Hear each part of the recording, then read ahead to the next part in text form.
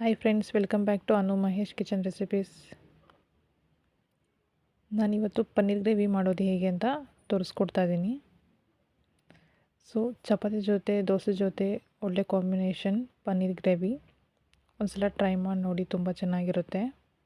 So ಅದಕ್ಕೆ ಬೇಕಾಗಿರೋ ಐಟಮ್ಗಳು, ಪನ್ನೀರ್ ತೊಗೊಂಡಿದ್ದೀನಿ ನಾನು. ಆ್ಯಕ್ಚುಲಿ ಇದು ಪನ್ನೀರ್ ಬಂದು ಮನೆಯಲ್ಲೇ ಮಾಡಿರೋದು. ಸೊ ಚಿಕ್ಕ ಚಿಕ್ಕದಾಗಿ ಕಟ್ ಮಾಡ್ಕೊಂಡಿದ್ದೀನಿ ಪನ್ನೀರನ್ನ.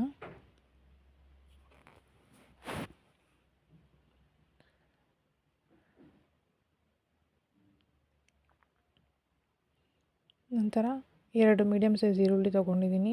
ಬೆಳ್ಳುಳ್ಳಿ, ಚಕ್ಕೆ 3, ಲವಂಗ 4, ಹಸಿಮೆಣಸಿನ್ಕಾಯಿ, ಕೊತ್ತಂಬರಿ, ಕಡಲೆಪಪ್ಪು, ಆಮೇಲೆ ತೆಂಗಿನಕಾಯಿ ಒಂದು 1/2 ಕಪ್ಪಷ್ಟು ತೊಗೊಂಡಿದ್ದೀನಿ. ನಂತರ ಆಲೂಗಡ್ಡೆ ತೊಗೊಂಡಿದ್ದೀನಿ, ಚಿಕ್ಕ ಚಿಕ್ಕದಾಗಿ ಕಟ್ ಮಾಡಿ ವಾಶ್ ಮಾಡಿ ತೊಗೊಂಡಿದ್ದೀನಿ. ಮೊಸರು ತೊಗೊಂಡಿದ್ದೀನಿ. ಆಯಿಲ್ ಹಾಕ್ಕೊಳ್ಳಿ. ಪ್ಯಾನ್ನಲ್ಲಿ ಆಯಿಲ್ ಚೆನ್ನಾಗಿ ಬಿಸಿ ಆಗಬೇಕು. ಎಣ್ಣೆ ಚೆನ್ನಾಗಿ ಕಾದ ನಂತರ ಚಕ್ಕೆ, ಲವಂಗ ಹಾಕ್ಕೊಳ್ಳಿ. 3 ಚಕ್ಕೆ 4 ಲವಂಗ ಹಾಕ್ಕೊಟ್ಟಿದ್ದೀನಿ. ಆಯಿಲ್ನಲ್ಲಿ ಚೆನ್ನಾಗಿ ಫ್ರೈ ಮಾಡ್ಕೊಳ್ಳಿ, ಫ್ಲೇವರ್ ಬರೋ ತನಕ.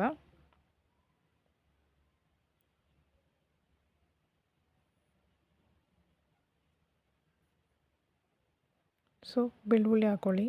ಬೆಳ್ಳುಳ್ಳಿ ಹಾಕ್ಕೊಂಡು ಚೆನ್ನಾಗಿ ಫ್ರೈ ಮಾಡ್ಕೊಳ್ಳಿ.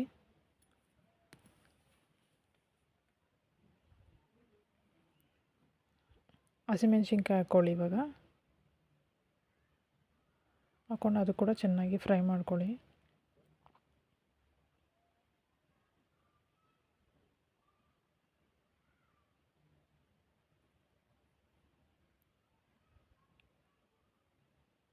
ಆನಿಯನ್ ಹಾಕ್ಕೋತಾ ಇದ್ದೀನಿ, ಈರುಳ್ಳಿ ಹಾಕ್ಕೊಂಡು ಎಲ್ಲ ಚೆನ್ನಾಗಿ ಫ್ರೈ ಮಾಡ್ಕೊಳ್ಳಿ. ಆಯಿಲೆಲ್ಲ ಚೆನ್ನಾಗಿ ಬೇಯಬೇಕು.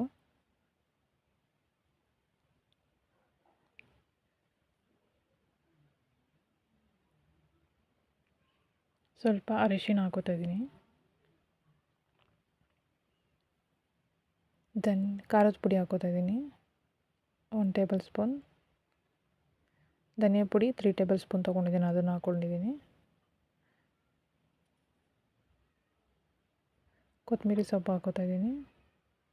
ಎಲ್ಲ ಚೆನ್ನಾಗಿ ಮಿಕ್ಸ್ ಮಾಡ್ಕೊಳ್ಳಿ. ಸೊ ನಾನು ಇಲ್ಲೇ ಧನಿಯಾ ಪುಡಿ, ಖಾರದ ಪುಡಿ, ಅರಿಶಿನ ಎಲ್ಲ ಹಾಕ್ಕೊಂಡಿದ್ದೀನಿ. ಸೊ ಸಾಂಬಾರು ಮತ್ತೆ ಹಾಕ್ಕೊಳ್ಳಲ್ಲ. ಇದನ್ನೆಲ್ಲ ಹಾಕ್ಕೊಂಡು ಚೆನ್ನಾಗಿ ಮಿಕ್ಸಿ ಮಾಡ್ಕೋತೀನಿ.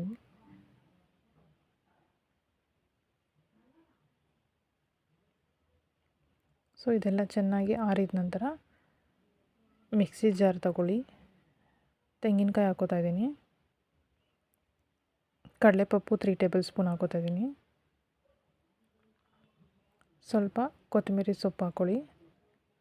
ನಂತರ ಹುರಿದಿದ್ವಲ್ಲ ಈಗ ಧನಿಯಾ ಪುಡಿ, ಖಾರದ ಪುಡಿ, ಈರುಳ್ಳಿ, ಬೆಳ್ಳುಳ್ಳಿ, ಚಕ್ಕೆ, ಲವಂಗ, ಹಸಿಮೆಣಸಿನ್ಕಾಯಿ, ಅದನ್ನು ತಣ್ಣಗಾದ ನಂತರ ಮಿಕ್ಸಿ ಜಾರ್ಗೆ ಹಾಕ್ಕೊಂಡು ಚೆನ್ನಾಗಿ ಗ್ರೈಂಡ್ ಮಾಡ್ಕೊಳ್ಳಿ.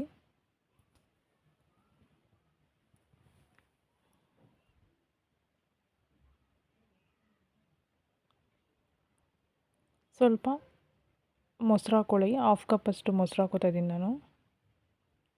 ಹಾಕ್ಕೊಂಡು ಮತ್ತೆ ಗ್ರೈಂಡ್ ಮಾಡ್ಕೊಳ್ಳಿ. ಗ್ರೈಂಡ್ ಆದ ನಂತರ ಒಂದು ಪಾತ್ರೆಯಲ್ಲಿ ಆಯಿಲ್ ಹಾಕ್ಕೊಳ್ಳಿ.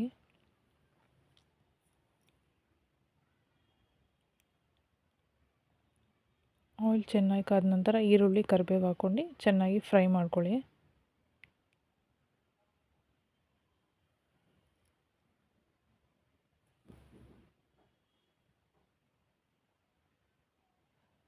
ಚೆನ್ನಾಗಿ ಫ್ರೈ ಆದ ನಂತರ ಆಲೂಗಡ್ಡೆ ತೊಗೊಂಡಿದ್ವಲ್ಲ ಚಿಕ್ಕ ಚಿಕ್ಕದಾಗಿ ಕಟ್ ಮಾಡ್ಕೊಂಡು, ಅದನ್ನು ಇದರಲ್ಲಿ ಹಾಕ್ಕೋತಾ ಇದ್ದೀನಿ. ಹಾಕ್ಕೊಂಡು ಚೆನ್ನಾಗಿ ಮಿಕ್ಸ್ ಮಾಡಿ.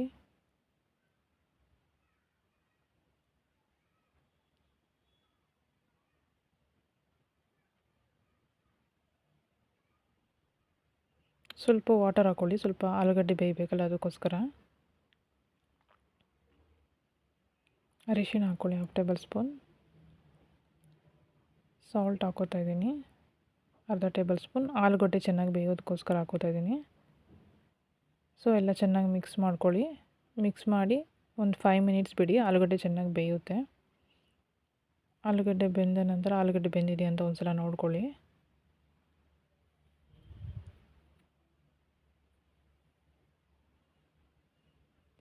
ಆಲೂಗಡ್ಡೆ ಬೆಂದಿದೆ.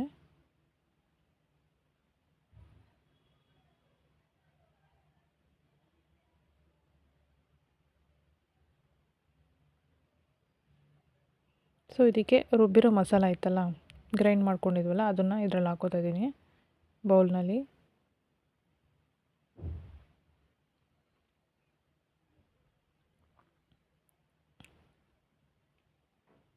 ಸೊ ಎಲ್ಲ ಚೆನ್ನಾಗಿ ಮಿಕ್ಸ್ ಮಾಡ್ಕೊಳ್ಳಿ.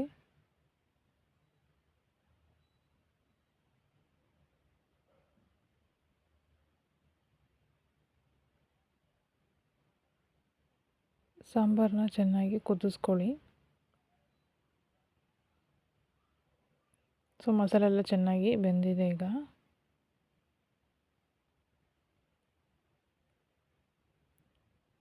ಸೊ ಇದು ಇನ್ನು ಚೆನ್ನಾಗಿ ಬೇಯೋಷ್ಟರಲ್ಲಿ ಪನ್ನೀರನ್ನ ನಾನು ಚೆನ್ನಾಗಿ ಆಲ್ರೆಡಿ ಫ್ರೈ ಮಾಡ್ಕೊಂಡಿದ್ದೀನಿ ಆಯಿಲ್ನಲ್ಲಿ, ತವಾ ಮೇಲೆ.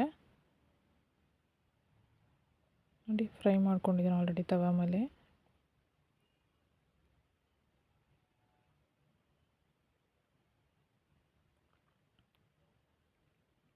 ಸೊ ಇವಾಗ ಸ್ವಲ್ಪ ಸಾಲ್ಟ್ ಹಾಕೋತಾ ಇದ್ದೀನಿ, ರುಚಿಗೆ ತಕ್ಕಷ್ಟು. ಸಾಂಬಾರಿಗೆ ಹೇಗೆ ಬೇಕೋ ಅದ್ರ ತಕ್ಕಂತೆ ಹಾಕ್ಕೊಳ್ಳಿ.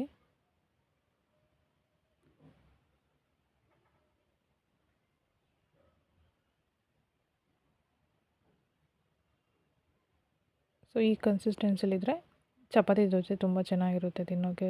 ದೋಸೆ, ಚಪಾತಿ, ಮುದ್ದೆ, ಅನ್ನದ ಜೊತೆ ಎಲ್ಲ ಜೊತೆ ತಿನ್ಬೋದು, ಕಾಂಬಿನೇಷನ್ ಚೆನ್ನಾಗಿರುತ್ತೆ.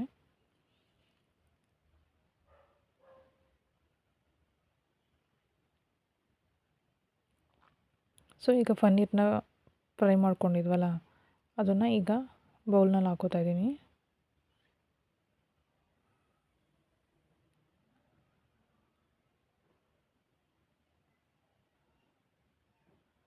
ಹಾಕೊಂಡೆಲ್ಲ ಚೆನ್ನಾಗಿ ಮಿಕ್ಸ್ ಮಾಡ್ಕೊಳ್ಳಿ. ಒಂದು 5 ಮಿನಿಟ್ಸ್ ಕುದಿಯೋಕ್ಕೆ ಬಿಡಿ.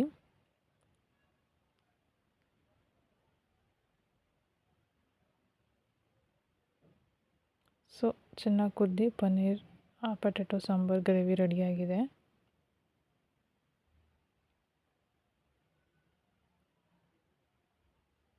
ಒಂದ್ಸಲ ಟ್ರೈ ಮಾಡಿ ನೋಡಿ, ತುಂಬ ಚೆನ್ನಾಗಿದೆ. ಈ ವಿಡಿಯೋ ಇಷ್ಟ ಆದಲ್ಲಿ ಲೈಕ್ ಮಾಡಿ, ಶೇರ್ ಮಾಡಿ, ಸಬ್ಸ್ಕ್ರೈಬ್ ಮಾಡಿ. Thank you for watching.